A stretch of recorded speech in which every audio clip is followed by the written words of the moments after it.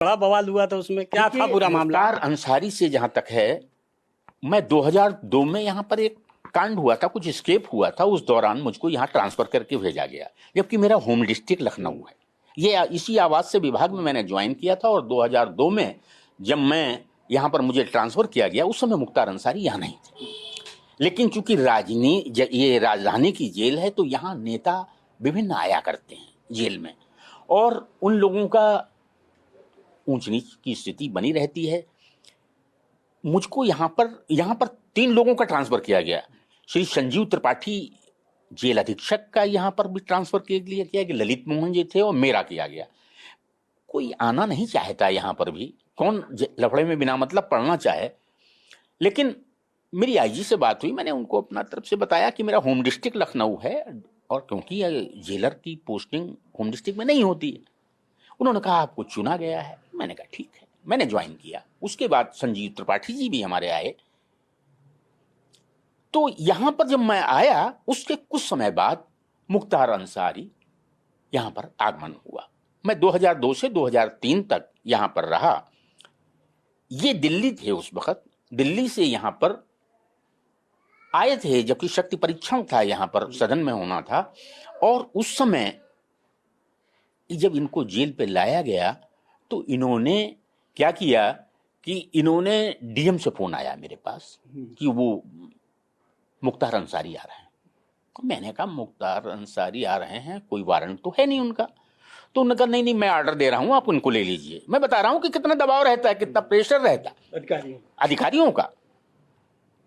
मैंने कहा कि अभी राजा भैया और धनंजय सिंह भी आ रहे होंगे, क्या इनको भी लेना है? उनका नहीं, इन्हें नहीं लेना है।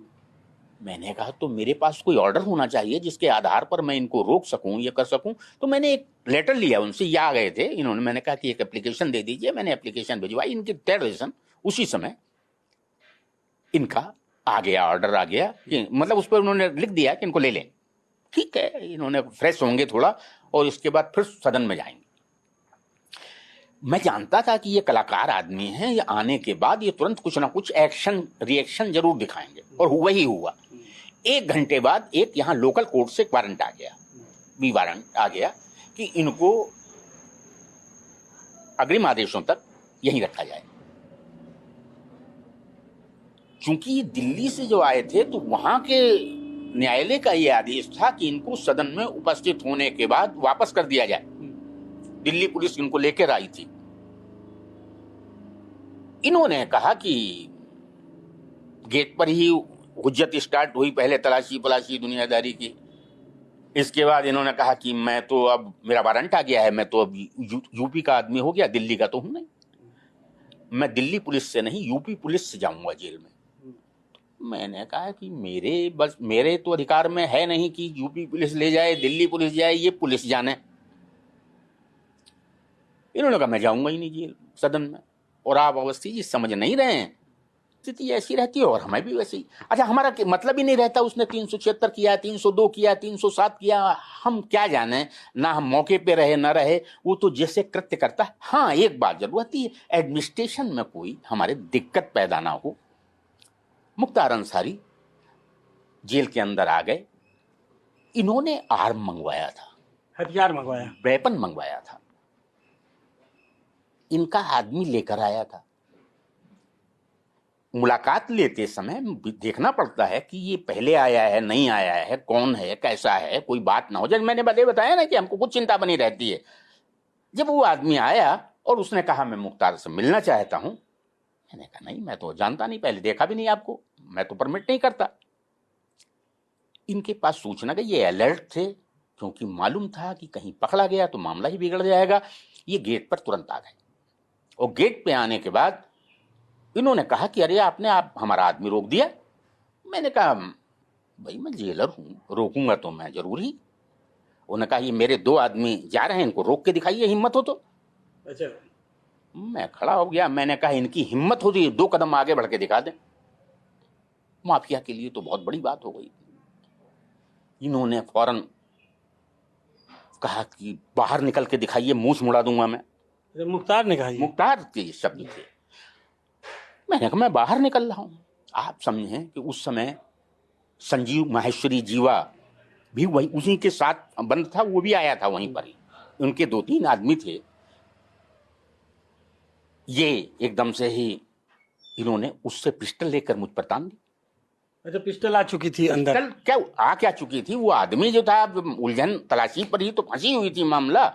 उसको मैंने जैसे लिया, मैं तलाशी लिवाता, तभी इतनी बातें हो गई। आपको पता था उसके बाद पिस्टल? नहीं, मुझे नहीं, ये अच्छा, नहीं मुख्तार को पता था? इसके मुख्तार पास को ये पता था, क्योंकि उसने मंगाई थी एक प्लान के तहत। और वो जब गेट के अंदर देख लिया उन्होंने कि मामला फंस गया है, तो खुद आ गए। और भौकाल मेरा गिरता हुआ जा रहा है, तो उन्होंने पिस्टल निकाल ली। जब पिस्टल निकाल ली उन्होंने, तो मुझको लोग बाग मेरे पकड़ने लगे, उनको उनके आदमी पकड़ने लगे। नौबत खींचातानी की बन गई। वो भी कांपने लगे, मुख्तार भी कांपने लगा। और पोजीशन ये थी, जब उसको बाहर ले जाया गया तो बीपी बहुत ज्यादा हाई हो गया था उस आदमी। तो मामला ही खत्म हो गया, बाहर कर दिया गया, सब निकाल दिया गया उसको। इन्होंने धमकी दी थी कि जान से मार दूंगा, छोड़ूंगा नहीं मैं आपको? यस। मैंने तत्काल अपने डीआईजी से मैंने फोन पर किया।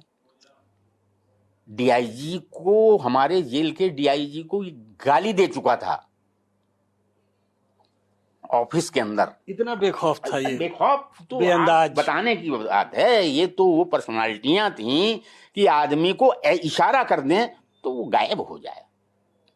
ये तो अपने अपने हौसले और हिम्मत की बात होती है।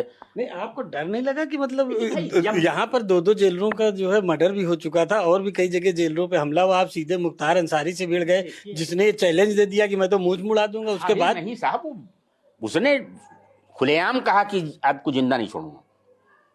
लेकिन हम जब जेल विभाग में नौकरी करने आए हैं, स्टार लगाए हुए हैं, मैं जेलर हूं, वहां पर गस्टेड अफसर होता है जेलर, और जेलर की धमकी खत्म हो जाएगी तो क्या रह जाएगा? फिर क्या हुआ इसके बाद? क्या होगा उसके बाद? तो हावी हो जाएगा बदमाश। पूरी जेल है, एक वही नहीं है, बहुत हैं लोग। पिस्टल तानने के बाद क्या हुआ? पिस्टल तान, अरे वो देखा जाएगा। जब नौकरी करने निकले हैं तो जिंदगी सबकी है, उनकी भी है, हमारी भी है। कभी कभी पिस्टल किसी ने मारी, गोली मारी और गोली मिस हो गई, दूसरे ने चला दी, वो खत्म हो गया। तो ये नाना वहां कैसा माहौल? अब तो पोजीशन ये हुआ, उस समय मायावती जी की सरकार थी। मैंने डीआईजी को मैंने जैसे बताया, डीआईजी को ये गाली तक दे चुका था। आईजी से मैंने कांटेक्ट किया, बात नहीं हो पाई। डीआईजी को अपनी बातें याद आ गई। वो आईजी प्रदीप शुक्ला जी हुआ करते थे। ये उनके पास हमारे डीआईजी साहब गए और उनसे कहा कि जेल में, लखनऊ डिस्ट्रिक्ट जेल पे एक जेल सुपरिटेंडेंट का मर्डर हो चुका है, एक जेलर का मर्डर हो चुका है। यहां पर आदमी आएगा नहीं, बड़ी मुश्किल से तो आदमी आया है। इसके साथ यदि कुछ हो गया, क्योंकि उसने जेलर पर पिस्टल तान दी, ये बहुत बड़ी बात है। मायावती जी ने 3 साल का ये माहौल रहा कि यदि किसी से बैठने के लिए कह दीजिए तो वो लेट जाए। आप समझें कि मुख्तार का जमाना वहां ये रहा है कि पीपल का पेड़ हुआ करता था वहां पर, उसके नीचे चौतरा बना हुआ था, जहां वो दरबार लगाता था, निर्णय लेता था, आदमी बुलवाता था जेल के अंदर। अरे साहब, क्या बात कर रहे हैं कि वहां पर उसका वो भौकाल था कि वो दरबार लगाता था, निर्णय पंचायत करता था, लोगों की निपटाता था, पिटवाता था। बैडमिंटन कोर्ट वहां बना हुआ था जहां अधिकारी खेलने आते थे। मछली का तालाब था जहां मछली पाली जाती थी। यही नहीं, वहां धान के खेत थे जिनमें कि वो धान बोआता था अपना, वो कटवा के भिजवाता था। ये सब जेल के अंदर चल रहा था पूरा। अरे वो तो पूरा अपना कह रहे हैं ये बातें, क्या शासन प्रशासन की निगाह में नहीं थी? ये तो फिल्मों में दिखता है, मतलब नहीं, ये वास्तविकता थी। वह आप समझिए कि एक तरह से उस माहौल को ध्वस्त करना, उस पीपल के चौतरे को मैंने खुदवा दिया, बैडमिंटन कोर्ट खुदवा दिया, मछली वहां की निकाल के नीलामी करवाई गई, बाजार के अंदर बिकती थी मुख्तार के तालाब की मछलियां। ये आलम था। तब माहौल बना वहां पर, और ऐसा माहौल बना कि मैं 3 साल रहा, और 3 साल में मुझको कोई दिक्कत नहीं रही। बहुत, मेरा सुपरिटेंडेंट जो था वो बहुत बढ़िया था मिस्टर